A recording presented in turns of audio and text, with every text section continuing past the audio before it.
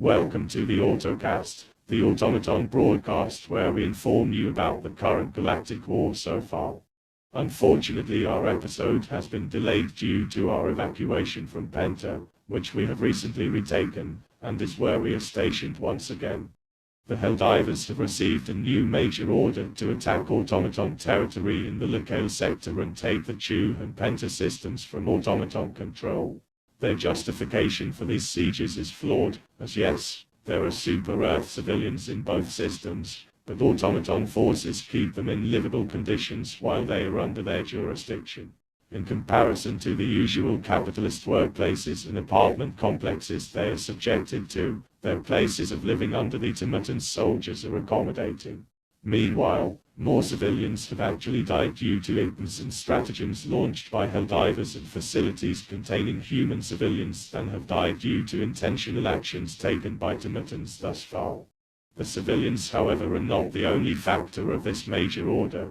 Super-Earth has confirmed that both systems each have researchers and scientists associated with new stratagems. The anti-tank mines and the air-burst rocket launcher on Chew and Penta respectively. With the major events happening on the Terminid front, notably the failure of T.C.S, or Terminid Control System, utilizing termicide, created the opposite effects desired, i.e. promoting mass evolution, spore growth, and breeding.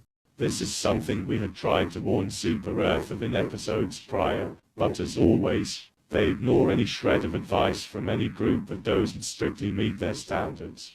The planets of Errata Prime, Fenrir 3, Meridian, and Jorin have fallen to the Terminids. Meridian faced the brunt of this termicide evolution, leading to it becoming a new planet classification of supercolony. This means that Meridian is essentially impossible to cleanse from Terminids, and it is a death sentence to even try to deploy on there, even for Super-Earth's elite of their elite. The Helldivers that take on the highest difficulty ranking of missions would die within seconds, and Pelicans could be heavily contaminated by spores just by entering the atmosphere, which would lead to those spores manifesting themselves in the Super Destroyer, leading to a corrupted and unsalvageable Super Destroyer. Further in the Terminid front, Crimsica and Ocean have fallen to the Terminids, as well as Estanu. The Helldivers will be back for Estanu eventually, though I doubt many wish to deploy on Helmire ever again. Recently Fenrir 3 was taken by Super-Earth, and not long after we took Penta. Whilst we were redeploying back to Penta, Jorin also fell to Super-Earth. With an update, Fori Prime fell to the Terminids, but Errata Prime was taken. Soon after we took Lysif once again. The Terminid control system on the border plants has been deactivated and recaptured by Super-Earth. However, Meridian still stands as a super colony and is yet to be disposed of. We can hypothesize of ways they could do this, but neither party knows quite how to deal with this issue quite yet. With the failure of TCS on Meridian, it is likely that new evolutions of Terminids will appear as they possibly spread to other planets. It is not advised for anyone, regardless of faction affiliation, to enter the atmosphere of Meridian due to the possibility of a super spore spreading to other planets, which would cause major issues. All Helldivers that were previously deployed onto Meridian have been restricted in movement due to spore growth and unable to complete their mission, as they were either killed by the Terminids when they were locked in place, or the spores grew from their insides out, killing them painfully, as Helldivers are not yet equipped with respirators to stop particles from entering the lungs of Helldivers yet. Our infiltrators and comrades specializing in interception of Super-Earth communications have discovered that all scientists associated with termicide are under investigation by Super-Earth, as well as the confirmation that the termicide, or Terminid control systems on the border planets did indeed cause the rapid acceleration of Terminid reproduction through homocysts, which is associated with gene expression and shorter lifespans but has faster gestation periods in exchange. Onwards, HLA generals have confirmed that the rebels are gaining ground in the system, getting the upper hand as Super-Earth wavers to send more troops than it already has for fear of both news of the rebellion spreading and stretching the forces too thin on the western, eastern, and now southern fronts. Meanwhile, Super Earth simply refuses to report on this story in an attempt to cover it up and possibly reduce the spreading of dissent activity within neighboring systems and sectors. We will fill you in with more news on these developments when they are available. Our infiltrators have discovered that Super Earth is dabbling with more, heavier explosives, chemical weapons, and electric weapons again, like EMPs. We know they are experimenting with chemical weapons. They are yet to be deployed to experimental units on the front, but we know they exist. We are not quite sure what they do, but we presume the upcoming weapons in development use the same toxins in the gas orbital, which heavily corrodes us from the inside and out, as well as having the same effect on organic organisms, acting as an area of denial type of orbital. It is truly a shame that when Super Earth kills their own civilians due to extremely poor and very dangerous working conditions, that they blame us for using chemical weapons. We do not use chemical weapons. The workers died from the exhaust fumes of the machines in the factories as well as the dangerous fumes from the explosive matter they were working with. Super Earth gassed their own workers and tried to pin it on us, when they are the ones actively utilizing dangerous chemical weapons on the front lines while we do not. Super Earth has recently announced that they are going to begin completely banning Helldiver recruitment and deployment across the galaxy in sectors with a history of dissent or ties to former enemies of the ministries of Super Earth. We currently know that people in the Leo sector, specifically the planet of Harker, will be ineligible for Helldiver training, currently due to reasons unknown to us, but we presume it is due to the long-standing history of defiance from locals in the region. Additionally, all currently deployed Helldivers who originate from a low-security sector are ordered to be detained and processed for execution, or slated for an indefinite stay at a designated freedom camp to atone for the treason of their homeworld. With the schematics on Penta for the Airx rocket launcher being taken by Super Earth, it is only a matter of time before they find out the modifications we had made to the original schematics. We modified the proximity and what triggers the explosive to ignite. We have made it much more sensitive than it was originally. This modification allowed for the premature ignition of an extreme amount of rockets, especially as more are produced, leading to the countless deaths of Helldivers because of it. We are doing our best effort to find the schematics of the newly heard of anti-tank mines on the planet of Chew. We need to find it before the Loyalists send it to Super Earth High Command. If we can get our hands on these schematics, we can modify them like we did to the Airx rocket launcher, or fully destroy the schematics. However, there is another option. If we can get our hands on the schematics in time, we could use them for ourselves. Due to the delay of Super Earth getting these anti-tank mines, their production of them, if at all, is going to be greatly delayed. We still have control of Chew. We have locked down the planet and are investigating any traffic into and out of Chew in hopes of preventing any possibility of these anti-tank mines getting out. Super Earth has managed to discover some ancient technology that they have replicated and modified to suit their own needs. A speed loader. Their revolver, the Senator, now includes a speed loader in some cases, allowing for a much faster reload instead of having to load each bullet individually. We have managed to modify Super Earth's ammunition for the eruptor, causing shrapnel to reflect back into the user. Unfortunately, they have caught wind of this and have resolved the issue. A new warbond has been announced, the Polar Patriots. This warbond, like the others, includes 3 armors, banners, poses, utilities and weapons. The first armor is the CW4 Arctic Ranger. We do not quite know the benefits of these armors quite yet, but we know their names, same with the weapons. The second armor on the list, and arguably most favored, the CW22 Kodiak. The third and final armor on the list is the CW36 Winter Warrior, with bright orange to assist our forces in targeting them in snow or ice planets. For the weapons so far, there is a new battle rifle of sorts, the AR-61 Tenderizer, resembling some ancient human technology before the last Great War.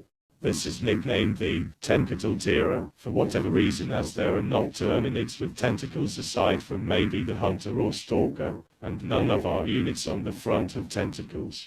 This weapon utilizes higher caliber rounds with high rate of fire, likely in exchange for recoil and ammunition. The next weapon on the list is the SMG-72 Pummeler. I am interested to hear the backstory behind this weapon. Perhaps like the Legionary, it was used for riot control swiftly after the last Great War on Super Earth, though it trades its slower rate of fire for higher stagger on enemies. The last primary weapon on the list is the Class 101 Purifier, which by the name is a plasma weapon. Judging by the demonstration we have seen on a few experimental units on the front, it provides a plasma explosion on impact, allowing it to essentially go through the shield of our scout striders. Similar to the railgun, the longer you charge up this plasma weapon, the stronger the impact of the shot.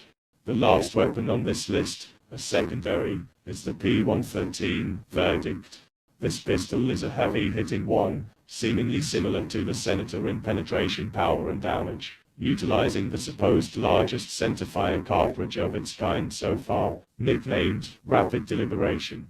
Onto the other utilities, we have the incendiary impact grenade, which creates a large bond of fire, acting as area denial. We know of the booster called motivational shocks.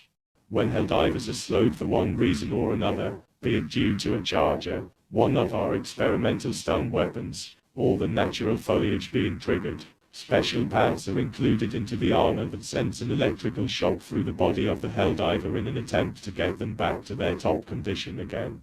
However, this likely comes at the chance of stopping the heart of the Helldiver, which may take a bit to start back up again, if it does so on its own. This booster works for things like acid, but not EMS strikes, as they are overwhelmed by EMS. Meanwhile, automaton war technology is advancing at a rapid pace as well. First of all, let us start with rejected concepts which will not be making it into the field.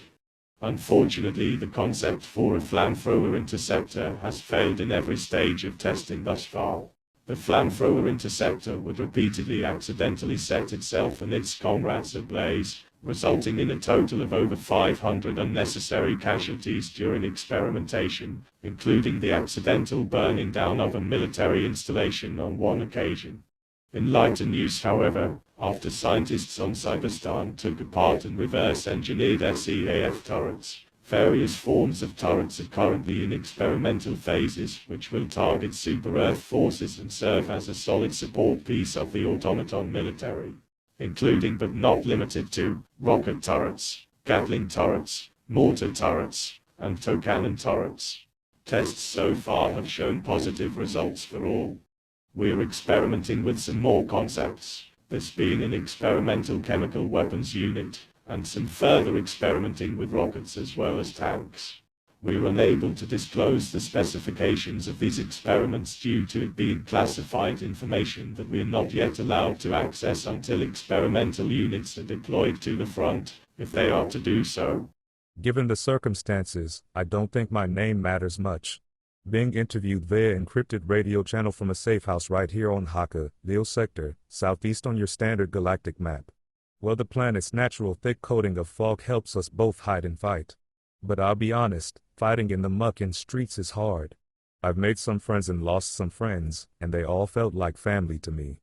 But at the end of the day, while fighting for independence and liberation these past few weeks, I've never felt more alive, never felt more free. Well, like people on all sides of this war have noticed, I too have seen strange cloaked ships high in the sky. I've heard stories of the Illuminate from the First Galactic War, advanced beings far beyond us.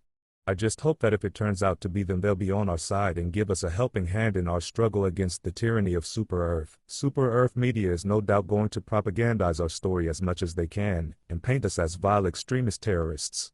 So let me say here that this did not start with the Haqqani Liberation Army, and it did not start now in 2184. I lived during the Age of Slaughter, when SEAF forces descended upon Haka to destroy the Second Independence Congress in the name of what they called freedom, liberty, and managed democracy 30 or 40 years ago. I was born during that was my childhood. Until I was about 15, that was all I knew.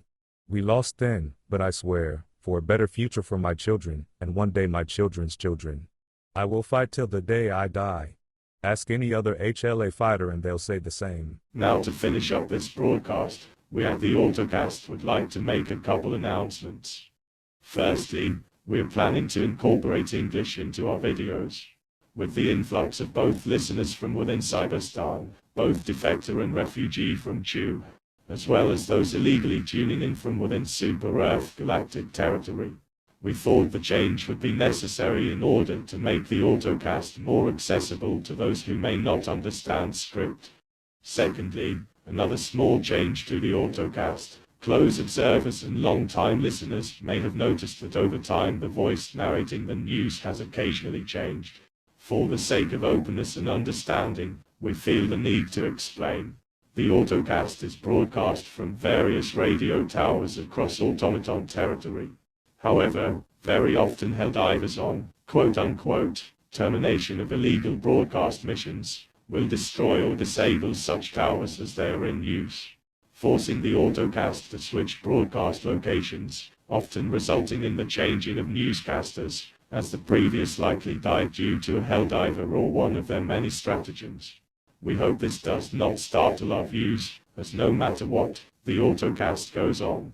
And now, finally, we at the Autocast would like to bring attention to the long-standing holiday, first celebrated by the revolutionary cyborgs during the First Galactic War. May 1st, Galactic Workers' Day, a day to appreciate and salute not only the proud laborers and soldiers of Cyberstar, but the proletariat of the whole galaxy,